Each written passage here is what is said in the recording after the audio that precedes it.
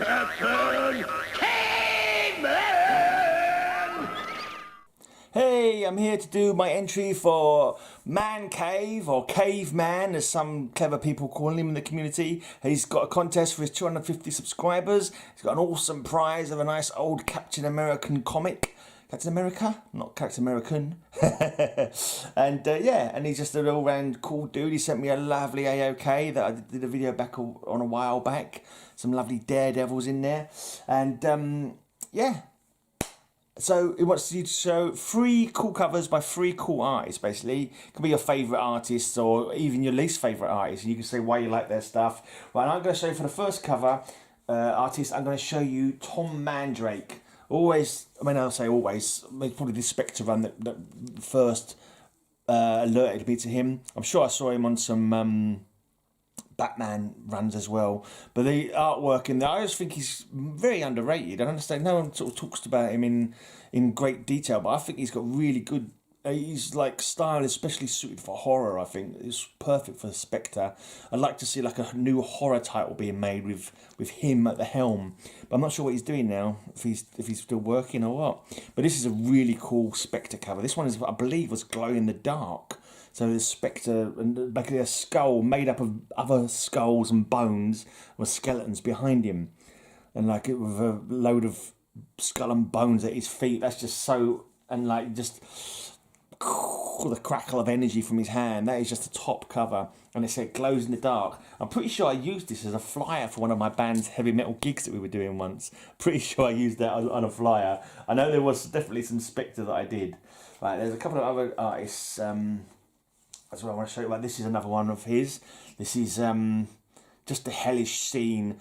Spectre ride. Like, this might be another glow in the dark. Well, I'm not too sure actually. It's got the feel of a glow in the dark as well actually, because it's got like a rough feeling where the glow in the dark elements are, and I think this is a glow in the dark as well. It's kind of a little bit like Sleepy Hollow. I don't know, a demon rider that's got a pumpkin. He's got skulls trailing behind his dead horse that he's riding, and there's some unspeakable monstrosities below as well. Like, yeah, just have to soak in the glory and creepiness of this cover.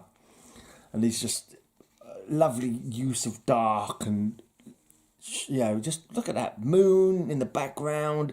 He's riding this dead horse. He's got a pumpkin. That's what reminds me of Sleepy Hollow. It doesn't use a pumpkin. Pretend it's a headless horseman or something like that. Ichabod Crane and all that, and just these unspeakable things gibbering along behind him. Just a really cool cover.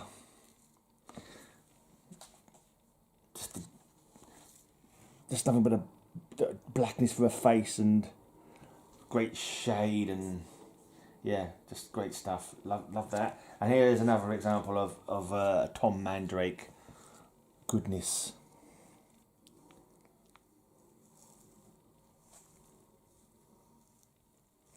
Look at that swirling mists, as like it looks like he's ripping the soul out of, or maybe the Spectre out of Jim Corrigan. It seems like he's being split into 3. There's the Jim Corrigan, there's the Spectre, and there's another element there, like beside the skeleton. Maybe that's the soul of Corrigan. I'm not too sure what's happening there. While something malevolent looking is towering behind them and gloating by the looks of it. But that, you know, even the blinking logo, I don't know if that was on all of them, no, but even the logo's off kilter. The logo and the numbers are off kilter as well. It's like, what? That sort of adds to the strangeness of that cover for my liking. You know, if that was any artistic decision done by Mandrake or whoever, or Strand, or whoever else was on this title. But that's just, yeah, it just adds an extra element to it. I mean, most of the others, I think it's just the normal trade dress, just like, you know. But this is off to the side, like it's like reality's being warped. Right, before I move on with the other 2 ones, special mentions. The wild dog of the YouTube community. Foolish me, I meant to say wild child, not wild dog. Matilda Gothica, she's a special mention. I've only got 2 pieces of art by her, so I can't, I couldn't have put her in as an entry. But let's just show you these art pieces again anyway. My birthday card. It's got a bit curled now. And I've got to mention this one as well. Just mainly, to be honest, I've picked 3 that I could just find the art for, find 3 covers for, because there's so many, and I've turned my room into havoc. I've got 3 boxes open, got piles of comics lying around just for the sake of finding some comics for this contest. This is sort of contest that I find it hard to get the energy up for. You know, just finding the comic books and even deciding what covers, what people to use. One of the ones I was thinking about, I was going to think of using Carlos Esquerra, because he's an old artist from 2000 AD, the British comic, which I always really loved his art. So piffy. I don't know if piffy's the word, because I'm not ethereal, definitely not ethereal, but just like gritty, that's the word, gritty. So gritty his art, the lines and the faces, the intensity of the looks and expressions. It's just great stuff. Really loved his artwork. Since a kid, like Judge Dredd, Strontium Dog. He had a couple of stuff for the Helix line of comics. And he worked quite a lot with Garth Ennis as well. Just the Pilgrim, I think he did with Garth Ennis. And he did Bloody Mary with Garth Ennis for the Helix line from DC, which is like a sci-fi line. I have got them comics, but I can't be bothered to go find them. So let me show you the 2 that I have been bothered to find that I knew were close by. And this first one, Paris Cullins, who did work on the Blue Beetle run from the 80s, which I love. And I just think he's got really good art. Ranger Sly was talking to me about him on one of my comments the other day. Apparently he wasn't able to keep up the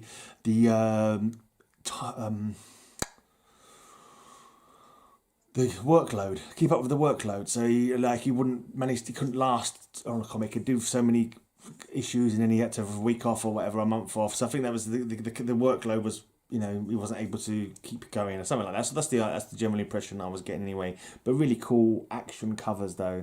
Just that lovely overhead scene. You got looking up at the buildings. You got the Blue Beetle descending from the bug. He's like staring down the barrel of his BB gun. That's BB for Blue Beetle gun. It's not a BB gun that fires BB pellets. It does actually fire a blinding strobe light and a compressed air blast as well. That was him. Blue Beetle, awesome. Well, I now really think this is a really powerful cover. I love this one. The flames bursting out. He's just ducking his head to the side. He's holding this is Fire Fist he's fighting here. He's holding his arms at bay. The flames are pouring out. It's in fact, I think I used this in my intro. One of my intros is my face is over the Blue Beetle's face. And it says the Grey Beetle. But yeah, Fire Fist.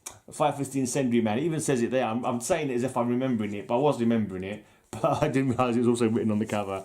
Yeah, it was a pretty cool cover. Pretty cool character even. Good villains. I really enjoyed that Blue Beetle run. Recommend it to anybody. Stories by Len Wein, art by Paris Cullins and Bruce Patterson. Yeah, all these covers are Paris and Patterson. So Patterson and Madden's doing the colours. And this is I just like these villains. Since I first saw them, the Mad Men, they're just cool. They're just good fun. And I'm glad to finally got the first. I imagine it was their first appearance in the Charlton Blue Beetle. And when I saw them later on in that is it Countdown to Infinite Crisis where Blue Beetle gets killed, I saw them in like a couple of panels in that. I was like, oh yeah, the Mad Men, awesome. I love the Mad Men. They're just so colourful and garish and daft. They got no powers. There's just quite a few of them dressed up in costumes, and they just look good.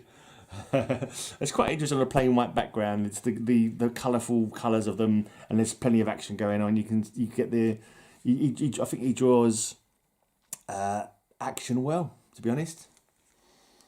Anyway. Oh, let's just throw this one in for good measure, simply because it's on the back here. Another villain that I quite like from when I remember seeing him in one of the early Flash comics that I bought, Dr. Alchemy, and he's facing off against Blue Beetle here. You see Blue Beetle. That's just a good action. He's ducking away. He's jumping away. He's going to jump to some cover behind some pipe works or whatever. But he's also getting ready to fire as he leaps over. He's going to fire between his legs like a flash beam or a compressed air blast to get Dr. Alchemy while also jumping for cover because he doesn't want to be turned into a pillar of salt or whatever. Yeah. Right, and then lastly, bit of a cheat. Well, not necessarily, but everyone knows this artist. He's one of the people's favourite artists quite often, and I just happen to think, well, I know I can find some art. I'm pretty sure I can grab 3 examples of his artwork. I was actually reading some Fantastic Four of a batch that I got recently. Just put this £1 sticker off the front of the blinking cover. We don't need that on there blocking the face of Sandman. Come on, off you come. Oh, why is it price stickers? Whenever people put stickers on bags, they never want to come off easily. They always want to give you jip. Right. So it's the King, Jack Kirby. That's an awesome example of a cover. Floating heads. You got the heads of the Fantastic Four up here. You got floating heads looking over them. Action, word balloons, something emerging from some Kirby crackle there. Behold your poor start that again. Behold, you poor doomed fools, the newest, most powerful, most deadly member of the Frightful Four. Oh no, no, not him. Anybody but him. He's the one super foe we can never defeat. That's not actually in the comic. They don't see who it is, I don't think. They kind of realise it later. It's Reed Richards. It's Reed Richards from another Earth on the other side of the sun. Yeah. But yeah, it's just a cool cover. The shade in the faces, the intensity of the looks, the Kirby crackle. Just nice cover. Cool cover. Right, and then I couldn't do a Kirby one without showing you his my favourite of his creations, and his awesome close up of the demon leaping into the fray. There's all people below him with pitchforks and guns, and he's leaping down onto them, you know, pouncing on them from the top of a castle battlements.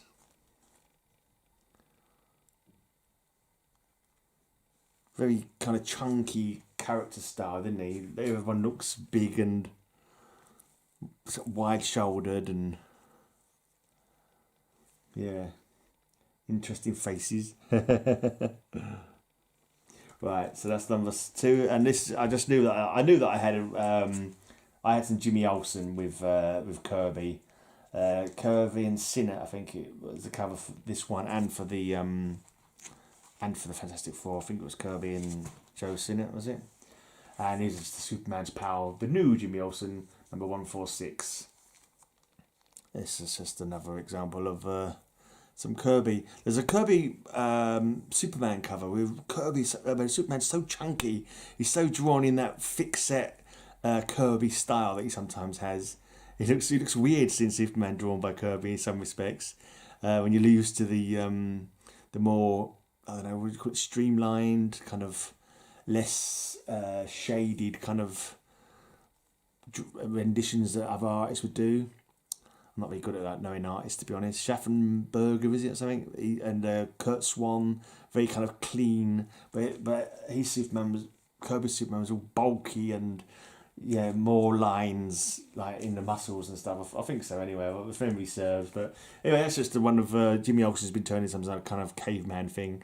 And he's picking up a large piece of machinery that he's going to throw at Superman. So there you go, that's just an example, probably not an example of his best work, but you've got all the faces, you've got plenty of characters going on, you've got everyone, you know, he conveys trepidation and fear well, and concern on the face of Superman there.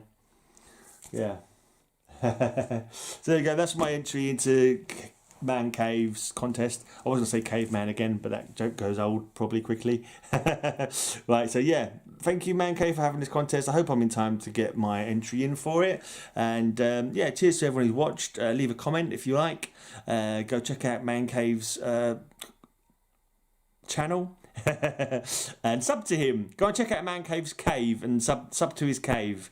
And yeah, I'll be back some other time.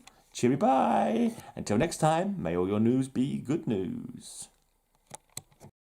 It's Man Cave Comics. Hallelujah, it's Man Cave Comics. Oh yeah, go and sub him. His link is in the corner, so go and sub him up right now. It's Man Cave Comics.